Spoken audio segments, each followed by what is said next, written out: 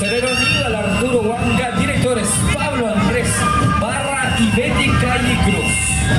Ahí vemos ya entonces a los hombres moceños. Que ellos van a querer pretender a estas hermosas moceñas. Vamos a ver durante este baile la coquetería, la galantería, la intención del hombre de querer llevar sus besos de estas hermosas mujeres en esta jornada.